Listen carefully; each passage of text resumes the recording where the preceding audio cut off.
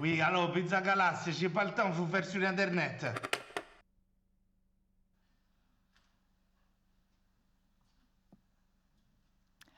Welcome everyone to the 23rd edition of the Neuchâtel International Fantastic Film Festival and to this first day of the Imaging the Future Symposium, which looks at digital and innovative creation in audiovisual production.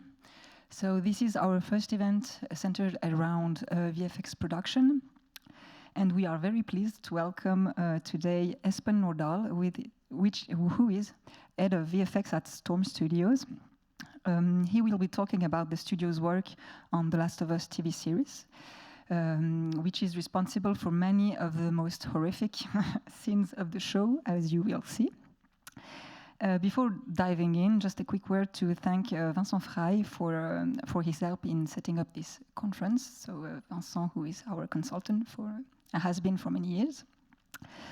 So without further ado, I will leave the floor to Espen Nordahl, and we hope you enjoy being disgusted by Storm Studios' amazing work.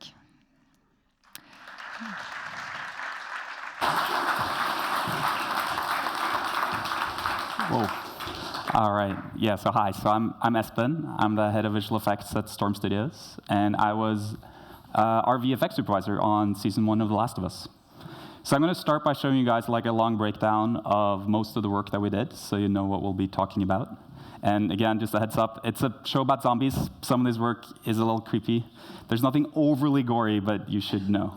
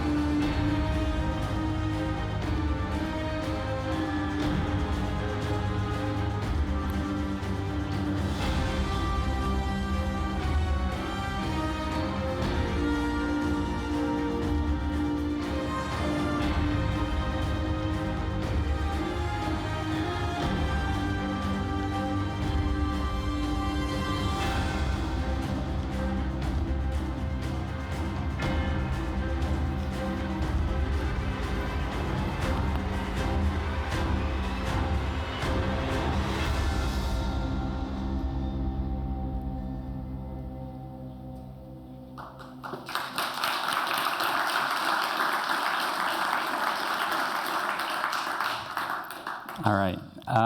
So I should start by giving a brief intro about who we are, since I'm assuming most of you have never heard of us. Storm Studios is a small VFX company in Oslo, Norway. We're about 60 artists, and we've been around for 20 years or so now. We actually started as an animation company, making the very unsuccessful animated feature film Free Jimmy. After that, we decided to change into a visual effects company. And for the first 10, 12 years, we made visual effects mostly for Norwegian movies that you probably never heard of. Maybe except Troll Hunter and Dead Snow, but that would be about it. We also did hundreds of commercials.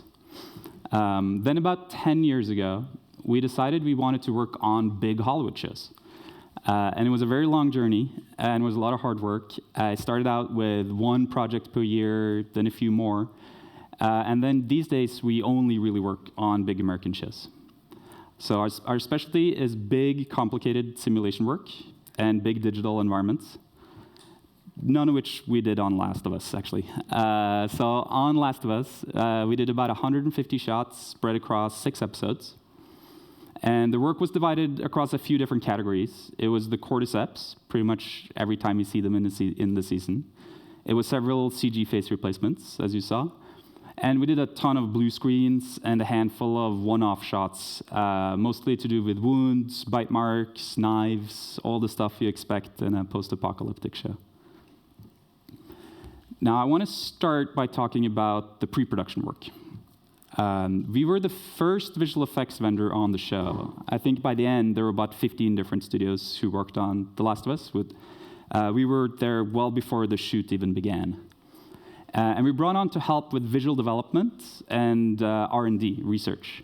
This is something we've done quite a lot on shows over the years. It's my favorite type of work. We rarely do traditional concept art or previs. What they come to us for is to prototype different ideas, find out how something moves, how they look, very often involving simulation work. It tends to be stuff like superhero abilities or crazy technology.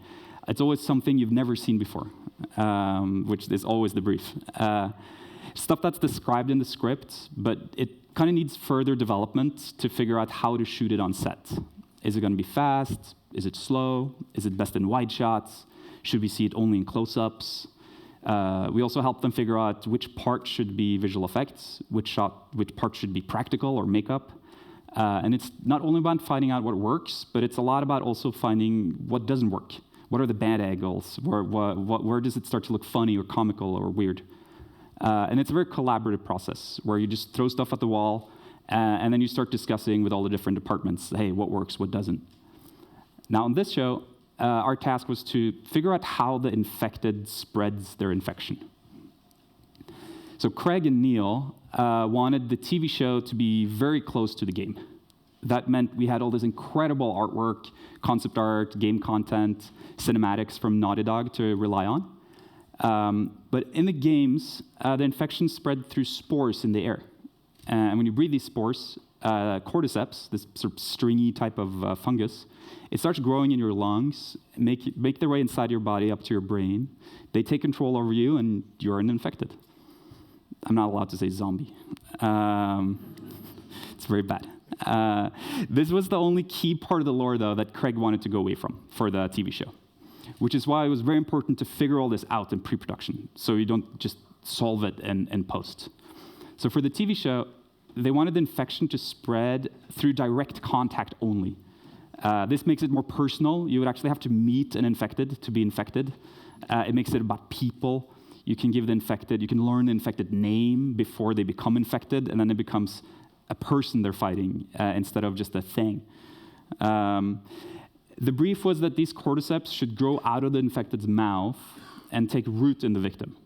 Outside of that, they weren't really very specific in the first call. So our mantra for these dev tests is to fail fast.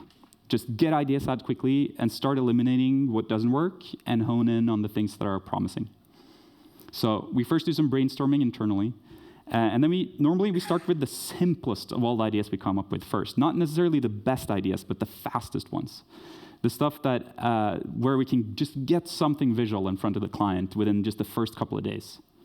So we figured we'd go for something like the cordyceps that grow on their heads in the game, kind of like the stalker here, and just have them come out of someone's mouth and just go from there. So we grabbed the scan of one of our artists, Matthias.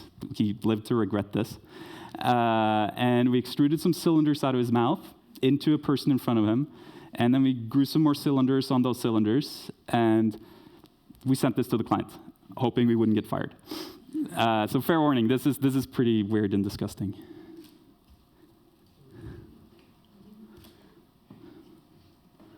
I'll get a lot of questions from artists passing my desk when we were working on these. So yeah, so we sent these to the client and held our breath. And after just, this was day 2, by the way, after the call.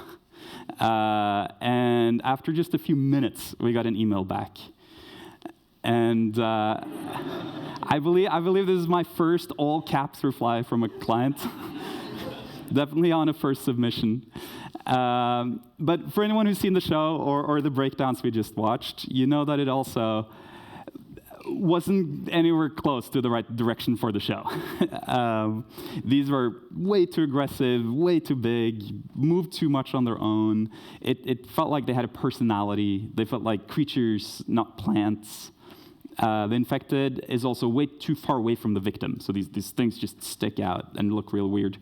Craig wanted them to be much more close and personal before the tendrils connect to another person. They also sent a lot more reference photos and videos after we sort of discussed these versions. And for the next round of tests, they wanted to go completely in the opposite direction to try that. So we would lean heavily into the ideas that these cordyceps were entirely passive. They couldn't reach out on their own at all towards the victim. That way, you would have to be super close in order to infect them. The infector would have to bite you, and then during that bite, they would regurgitate these sticky jellyfish-like tendrils that would stick to the wound, and then they would pull their heads back and rip the tendrils off, leaving the other half to become new cordyceps and take root. They would then make their way up under the skin towards the brain, much like real mushrooms in real life. Well, in dirt, I guess. They also really liked the texture and feel of this Manowar reference, arbitrarily. So we were asked, hey, could you incorporate this as part of the clump getting coughed up from the infected's mouth? And third sort of limitation of the scope here is that in parallel with doing a visual effects approach, the art department had made these to experiment with possibly doing them practically. Because, as always, you want to do as much as you can in camera. So we were asked, hey, could you match this for your next round? And if that worked, the idea was any interactive shots we would do with visual effects, and then any shots where the tendrils are sort of just hanging out of their mouth could be practical. Which led us to our second round of dev tests. Failing fast. Matthias was already regretting his decision to let us scan him.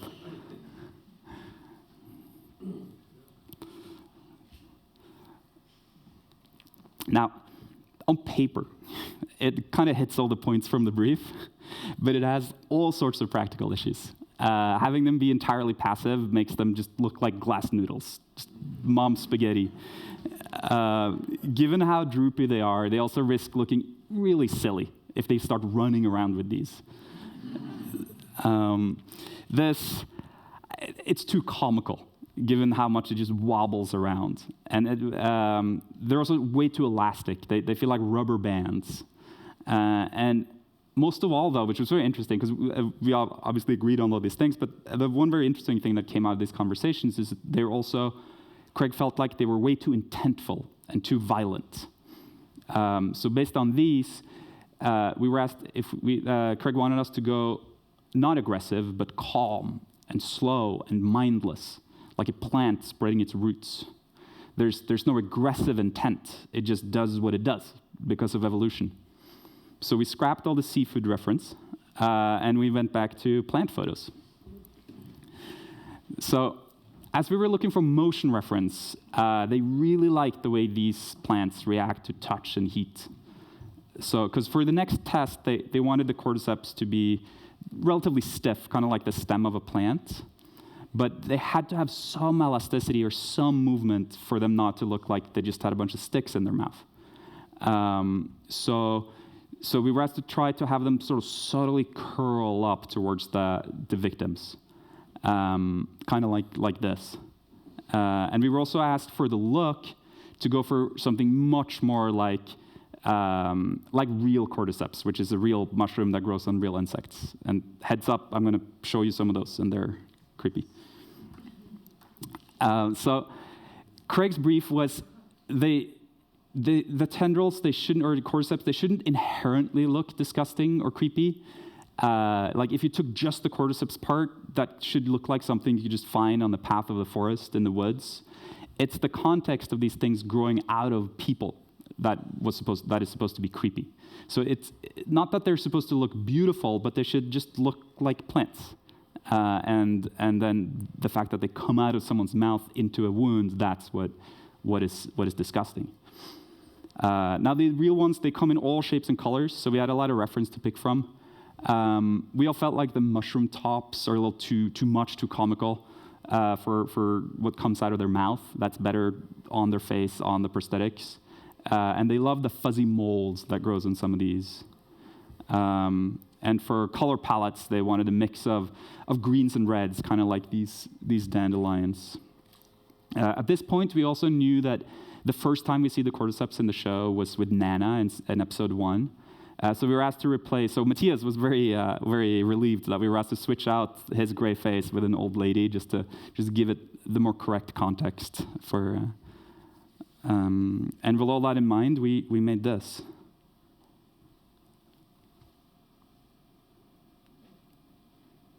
So this version was really well received.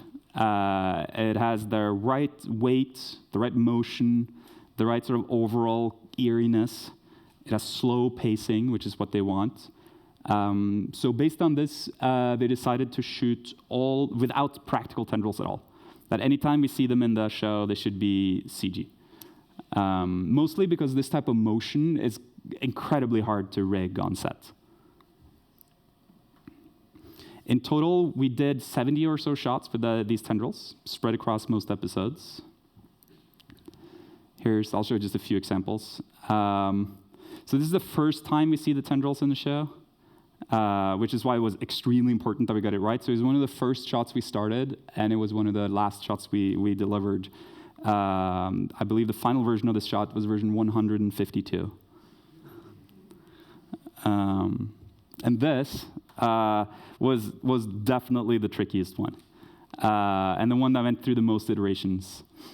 Again, it was about finding the right balance in weight and in stiffness and in how directly they should reach towards her mouth. It was also very tricky to make it read like the tendrils are rushing into her mouth at the end, given how close they are and how dark it's in there. The final version of this shot was version 194. So yeah, making visual effects is a game of patience. Now, funny story about this shot. Back in 1999, when me and all my friends were watching Nirvana videos on MTV in my parents' basement, I was probably the least likely of us to get nominated for an MTV Movie Awards Kiss of the Year. But life is strange. Now here's an example. We actually lost to, I think, the guys in the middle, by the way. It's probably deserved. Here's an example of a much more straightforward shot, just to illustrate. I guess it's kind of dark here, but that we did a lot of these one-offs, like just in one, and like we go wide, it's all practical, and then we go close, and then we add cordyceps. And I'm a huge fan of shots like this because it's just us doing like a tiny bit of work on top of this amazing prosthetics, just to bring the lore together and to make it all work. Here's another example. All right. Now I have no idea how many people in the audience are visual effects people, but I'll try to keep this kind of brief. But all of our tendrils work was done in Houdini. with a set of custom nodes that we built, mostly during that sort of exploratory phase in the beginning, which is both about setting up the tools as much as it is about the creative work. Now, if you are a Houdini person, I highly recommend you Google just Last of Us Storm Studios presentation on YouTube. You'll find an hour-long presentation by Magnus, our head of effects, on where he really goes into detail on how we made these. I'll just give a brief summary now. So for each shot, we would generate a base layout. So these were all sort of custom built per shot because of how specific each angle was. We would sort of grow. We had some tools that we started on the inside of the mouth, grew curves out, then we could sort of groom them like normal grooming tools and place them manually after if the shot needed it. And the next step was animation and simulation, which were both also done in Houdini. We would first do an initial animation pass with some custom nodes to either grow curves towards a target or to curl in a specific direction or hit very key poses. But if you only animate, it looks like snakes, those first tests. So we would then run a simulation pass on top of this, again using some custom tools based on Vellum Hair Sim. We would very often, though, had to restrict the simulation to only parts of the curves, so maybe only the tips or only the middle, or sometimes just parts of the shot, to not end up like the other dev test, the mom spaghetti, where it just sort of hangs off of their mouths. So in the end, we often did, for most shots, there was a layer of hand animation, then a simulation, and then an additional hand animation pass on top to hit like the very specific annotations and drawings that the clients would made for specific poses they wanted to hit on specific frames. The last step in Houdini was to use our tendril clumper and tendril mesher tools to convert what was curves into actual geometry and to give them detail. So each base curve would be duplicated a number of times to make them look like clumps of intertwined vines instead of just like one big sausage. We would then add peach fuzz, drops of saliva, and random pieces of geometry we saw in reference to make up details. And then at the end, we would do a simulation for blood, depending on the scene. These would then be picked up in Maya for shading and lighting in Arnold. We did several tests of adding textural detail, but outside of ramps and color jitter, it never looked as good as just adding more geometry to them. So that's what we did. So in the end, the shaders were very simple and mostly about finding the sweet spot for subsurface, sometimes even per shot, depending on, again, like the context of the scene. So as it often is the case on these shows, the scope of the work tends to grow as the project goes on, which takes us to our other main task on the show, which was CG face replacements. Now, all the infected on the show had these incredible prosthetics on set. In combination with the super creepy motion of the actors, they really do look like real-life versions of the infected from the games. That said, when you put a camera 20 centimeters away from their face and front light them with a flashlight, there are times where the makeup didn't quite hold up. So, like this scene, for instance, with the basement infected, it was originally planned to have us just replace the green part of his eye with a hole and have cordyceps grow out of it.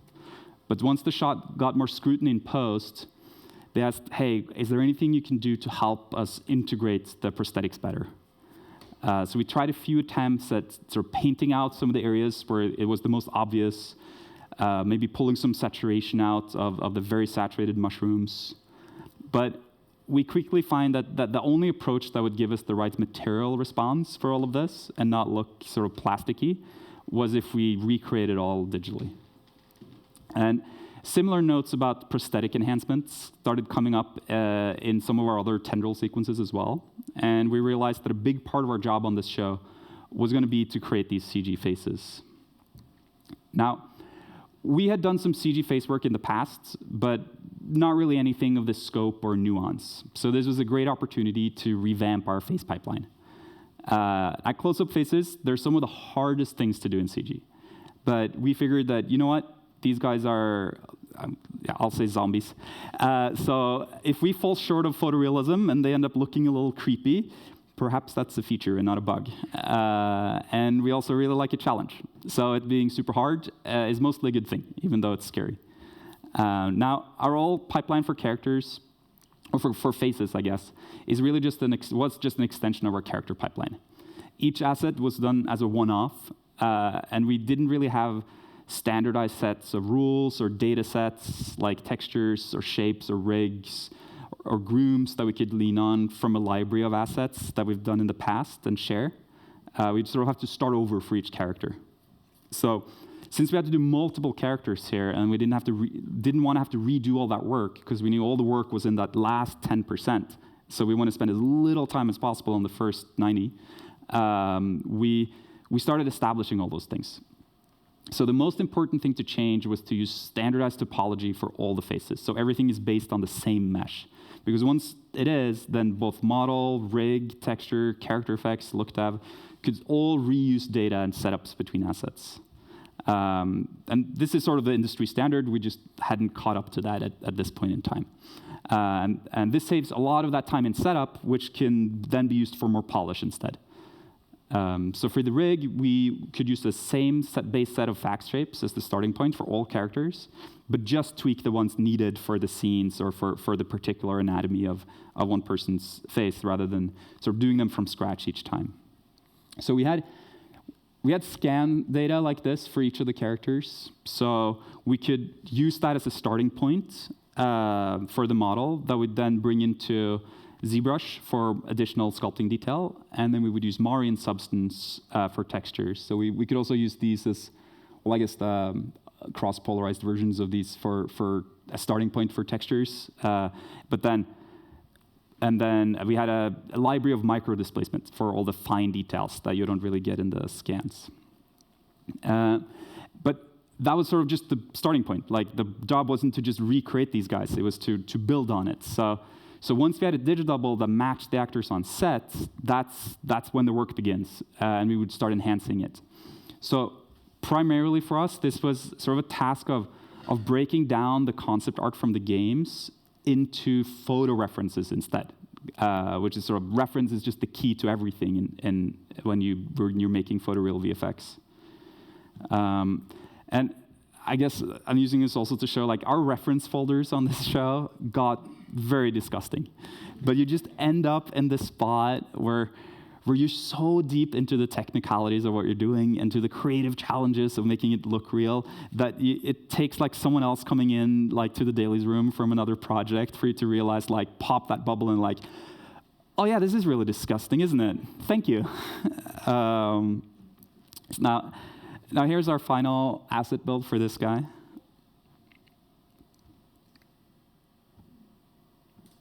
And this is sort of showing what the differences were when it came to sort of enhancing what was there on the set. So all the design language is the same, and all the sort of everything that was developed by the art department is maintained, I feel. It's just about taking the details that weren't quite working once you got this close up and implementing those. So things like the mushrooms, they grow out from sort of cracks in the skin, and there's mold growing on his cheeks.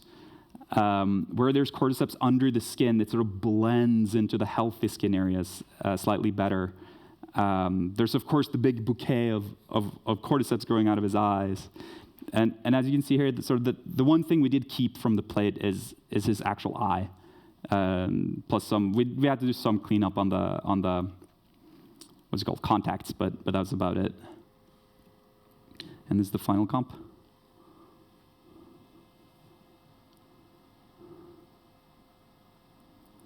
One thing that also helped was we were matching the motion from the set, but all that makeup does make your face kind of stiff.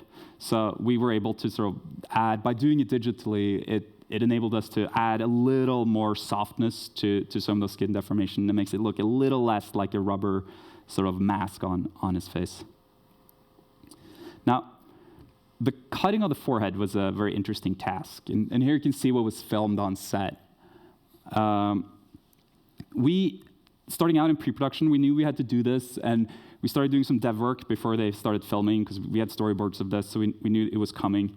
And we had a lot of really cool-looking, for weird definitions of cool, like sims of cutting through skin early on, but we were really struggling with lining it up to the knife performance on set, because it's a sim, so it doesn't sort of, it's like trying to teach gardeners something. It's like it does exactly what you tell it to, but it doesn't do what you want it to. It keeps getting away from the knife as the simulation goes on.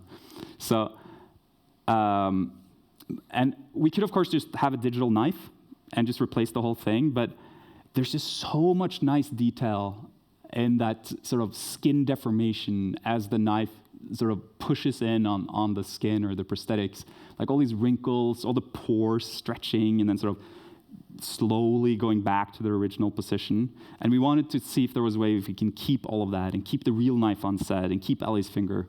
So someone had the brilliant idea of using, and this is going to be a bit technical again, but sort of using the motion from a 2D track of this, bake that down to vertices on a patch, project that patch onto our CG character, and then just use the motion as is.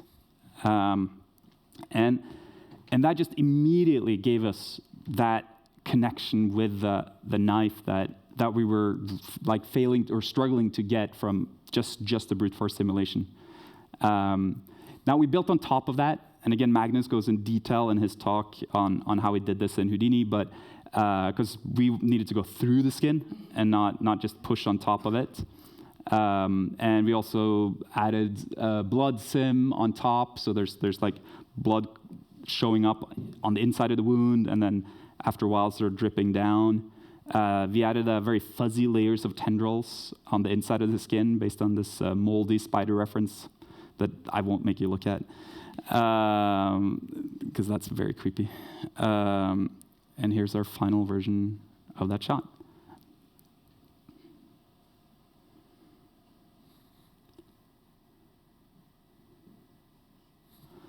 So in total, we did about 15 shots for this guy, sort of a clean mix between close-ups and wide shots. And then we did a Halloween store infected. So the Halloween store sequence is about 40 shots in episode, I can't remember if it's episode 6 or we called it episode 6 because they changed the order of things later. It was about 40 shots of Ellie and Riley fighting an infected in a mall and then ultimately getting bit. Spoilers. You've seen the show. So this is what was filmed on set, which is very cool. And similar to the basement infected scene, this started as a scene where we were going to add cordyceps from his mouth, sort of reaching towards, trying to. This is what we set up, right, in the kiss scene, is so that later, once they start to show up in their mouth, like we really know that that's the moment before we get infected, is when they start coming out of their mouth. And we were also going to do character effects on Ellie and Riley for the bites. But based on our work on the basement scene, we were asked, hey, could you do similar things here?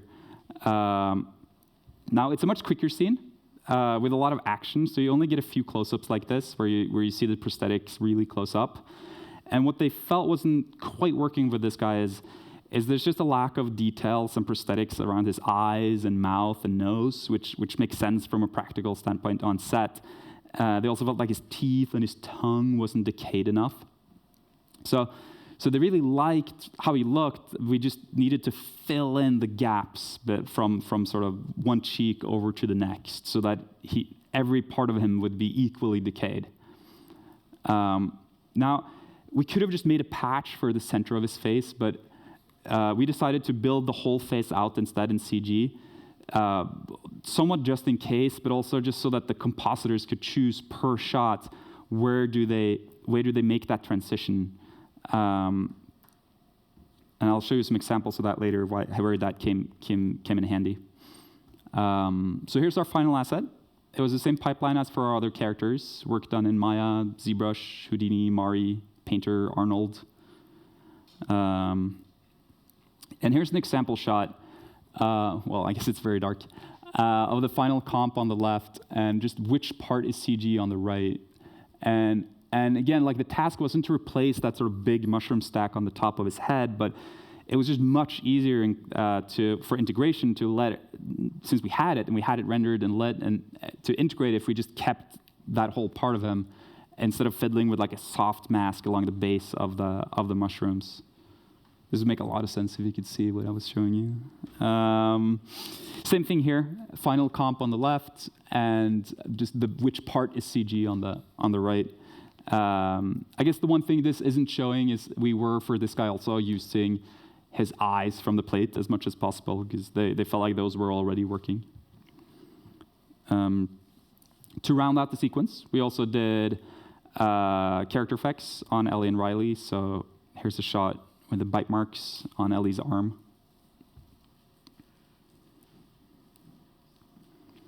Same approach here as for the faces. Looked up in lighting in Arnold and Maya, simulations in Houdini. There's also tiny tendrils growing out of the bite marks, but it's all happening too fast to ever see, but they're there. Some wound enhancements to Riley's bite.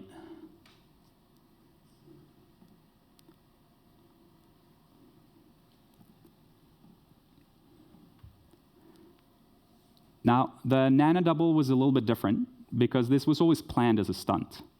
So in the scene where Nana chases Sarah out of the house in episode 1, we replaced the face for the stunt of a stunt double with our digital Nana, and for just this little section in the garden where she falls and then eventually gets smashed in the face. Now, since these were always intended as stunt replacements from the start, the main difference between the asset build here and the other guys was that we had a lot more data, because it was always meant to be a digital face. We had facial expressions, we had tracking markers, we had witness cameras. Now, it was also much less of a roto-anim job. Like we weren't necessarily meant to match what the stunt performer did on set. It was about matching. He was mostly there as a body double. And then for the facial expressions, we were always referencing what the actress for Nana did in the previous scenes. So there was a lot more sort of hand animation and of facial expressions in this than just matching what was on set. So here's like the stunt. Yeah, again, it's pretty dark, but the stunt double on the left and the comp on the right. Now,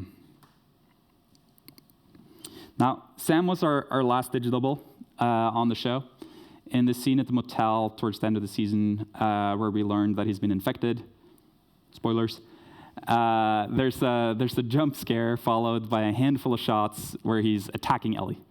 Now, he did have prosthetics on the day that they were very happy with. But as they were sort of working on things in the editorial, like all the prosthetics were on the side of his face that you already see as you approach him before you learn he's infected, which sort of gives away the jump scare. It gives away the gag. So we were asked, like, hey, can you paint out the prosthetics on that side of his face and then add prosthetics back to the other? So, and by us being us, we decided, like, how about we make it digital, Sam? But they also asked us, and because we know things, that the tasks always grow, and you're asked that once you're replacing half the face, why don't you replace all? You make design decisions, and it's just a lot easier if you've done the work, the groundwork, because then doing these notes, doing these creative changes way at the end of the process actually becomes easy if you just commit to doing maybe a little bit too much work in the beginning. You just set yourself up for faster turnarounds later. We also had to like mess up his teeth, mess up his tongue, his eyes, and put tendrils in his mouth, like all the other scenes where we fight infected close combat.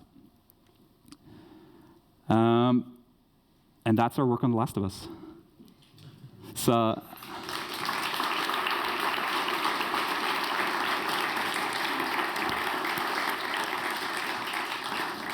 I spoke too quickly because I get nervous. So I think there's time for me, if I can, show you guys our showreel of other work, because we do other cool things too. Here it is.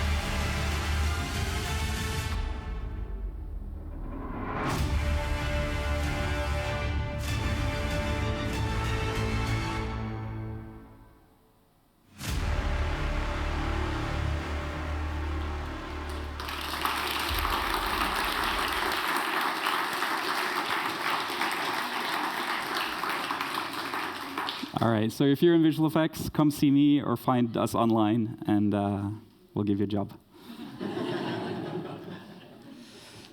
Thank you very much. We have time for questions. Vous pouvez aussi poser vos questions en français, elles seront traduites directement à notre... Before you ask, no season 2 questions. I'm not allowed, sorry. Et n'oubliez pas de parler bien dans le micro pour que les traductrices entendent, mais aussi pour l'enregistrement. Voilà. I do have one first question. Yeah. You said we were like 60 on your team. Yeah. But how much like one shot involved in time and person doing it? Oh, that's a good question. I think we were about, on this show, 60 at the studio, but this would be about half the studio, so about 30 people. We had a lot of time for this show. I think we had 5 months of post. So for some of those shots, that took 200 versions. That took maybe 4 months to do, but not necessarily working every day. So it's a little hard to measure. Whereas some of the simpler, faster work could be maybe done in a week. So it's very difficult to plan for, which is why it's nice to have a lot of work spread across the season.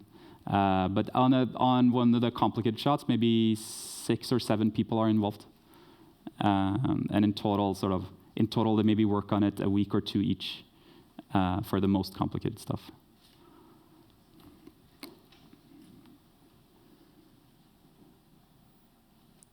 Yep, we have one here. Merci beaucoup. J'ai une question par rapport aux références que vous avez utilisées. Oh, sorry. No, couldn't you do it in English? I'll try. That would be amazing. I have a translator. She's hiding. Yeah. About the references for the... Am I allowed to say zombies? Yes, you can. Okay. You can. For the references for the zombies, are there references you weren't allowed to use just to not be like other shows or movies about zombies? No, well, yes and no. I would say you're allowed to use anything and you're allowed to present anything. So I think the key is to present multiple options, and then you find the direction together early on, which is why it's so nice to be involved early. So by the end, yes, I would say I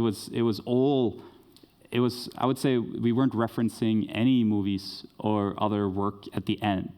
Once we found the look. Once we found the look, we were only really allowed to reference mushrooms, plants, trees, sticks.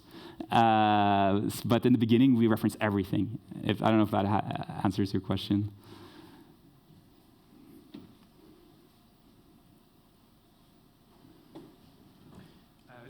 Did you have some kind of outside discoveries for this work? I mean, did you go to the forest to see mushrooms and stuff like that? Yeah, of course. Let's see. Oh, shit, it'll be...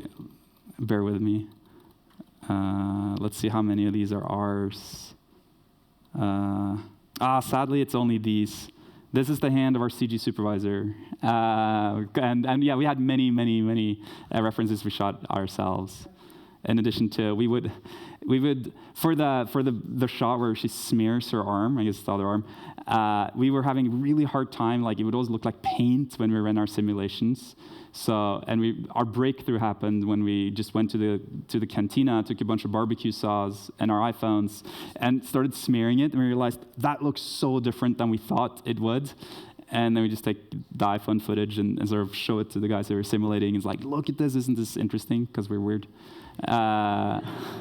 Yes, and it's also very practical that the reference was like, hey, let's use only nature as reference. We're not a Z-word movie, we're a infected movie. So that made it easier to take our own reference, yes.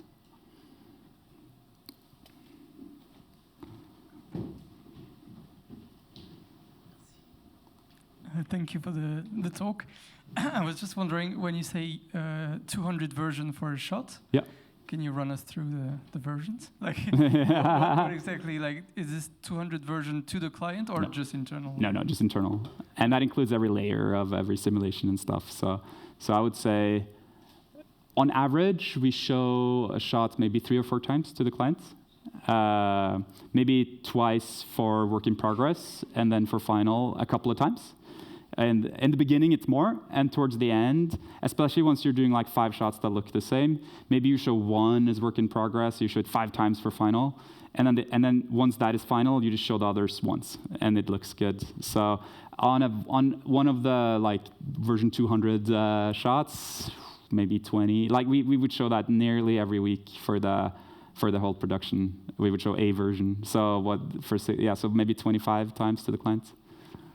And I have another question. Like, yeah. sorry, when you say they keep adding stuff, like to shots, adding things, I was wondering if it changes the budget for you. Of course. Okay. Yeah.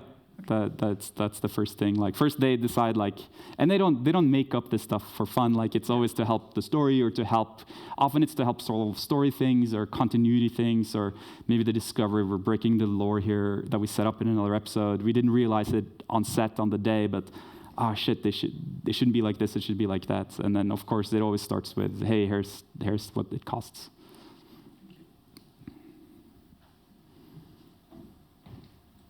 Hi, thank you very much. This was creepy and fascinating. Yeah, Storm Studios. I was wondering, how closely do you need to work with other visual effects studio while making your own scenes and shots, if at all you need to work with? Oh yeah, that's another great question. It depends very much on the type of work we're doing. On this, since we're a small studio, we tend to either get smaller sequences or share sequences and episodes with other studios. So we do that a lot. Sometimes even sharing models, sometimes we take the work that a studio like Weta has done, and they send us their assets. We do our own rigs, animate and light them, or the other way around. So on most projects we do a lot, but for this project specifically, almost nothing, because it was so niche and so specific, the work we were doing. Compared to, like, there was DNEG, I think, did a ton of environment work, and I'm sure they had to work with other environment vendors, but we were maybe lucky or not, I don't know, but by chance, like, we worked on these self-contained things, so very little. We do work indirectly always, though, in terms of finding the right tone or finding the right look, or you get a lot of references from when the showrunner or director is trying to explain something.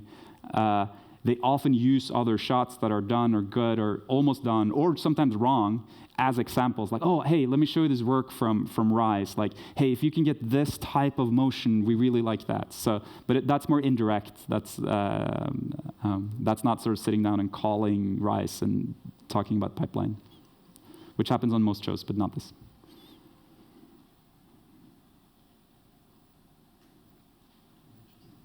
We have one here. Thank you. Hi again. Have you noticed a difference between working for movies, working for TV shows, maybe working for Norway and working for the US? Working for Norway and US, yes. I'll write a book one day. It's almost not even the same field, because budget means everything, and what it means is more time. That's most of our expenses are, and most of the expenses on a movie is salaries. So it just means you have much more time to explore things and to do things. The goal isn't always just to hit the final as fast as you can. That's later. In the beginning, it's trying different things, which is so much more fun to me personally. Movies and TV shows, very few. I would say the resolution. Movies tend to be low, unless it's IMAX. It's actually projected at a lower resolution than some of the crazy demands that the streamers have. So, and it's also HDR is different on TV shows. These are minor technical differences. To us as a small studio, the one big difference is that we get spread out when we deliver, which is huge for us, because we can do 200 shots on a TV show, or 300, but we couldn't do them if they all delivered the same Thursday. Then we could just do 40 or 50, because each artist kind of can't pull up 10 shots on the last day. So to us, it's the schedule is very different, because you're staggering your deliveries out, but sort of creatively, no, technically, barely. I have basically two questions in one, maybe one answer. The first one is when you shot in HD, 4K, or you prepare like an 8K version. And the second question is, you talk about Arno, Maya, and Houdini.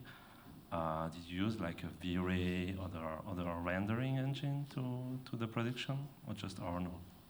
We used just Arnold, but I'm sure other vendors use different things. For resolution, I honestly can't remember, so I don't want to lie. I think it's 4K. It wasn't more. We certainly didn't receive anything more than 4K, but it might have been shot more. Yeah, I can check, but I'm gonna guess 4K. It was a while ago. We have time for one last question. If there's any left. Yes. Did you have a visual effects supervisor from your own studio on set, or is it just collaboration with the main visual effects supervisor on set? This show, we did not. We typically do not, because we're such a small studio, and especially when the work is spread out through the season. Like they were filming for, and I don't know for sure, you can probably Google this, but let's say like 10 months or something insane. Like they shot for so long. And we had work spread out through the season, and it would make no sense to have me just sit around in Canada for 10 months to be on set like 2 minutes a week.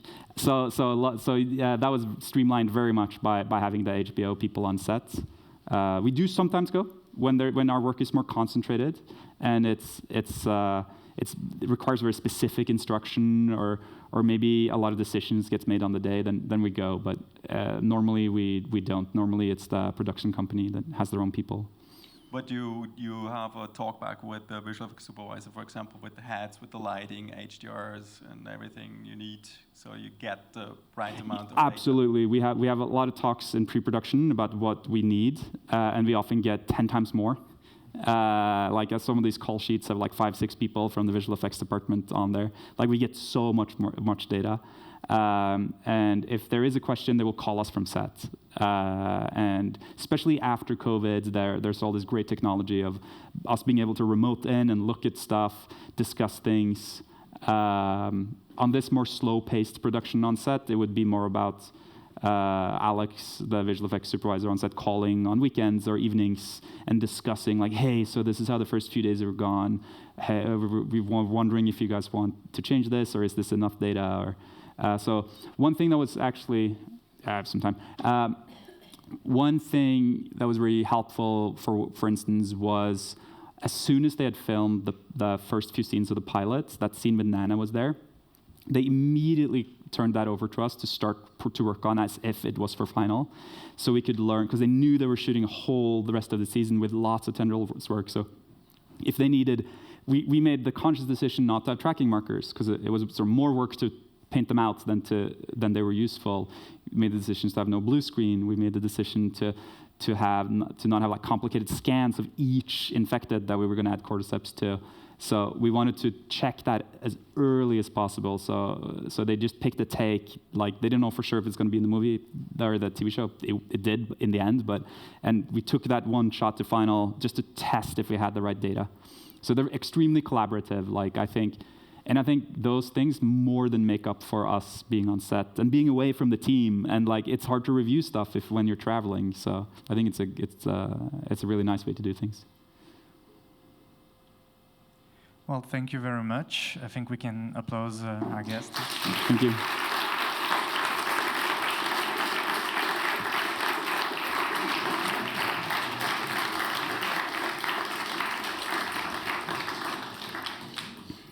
And have a nice day, everyone.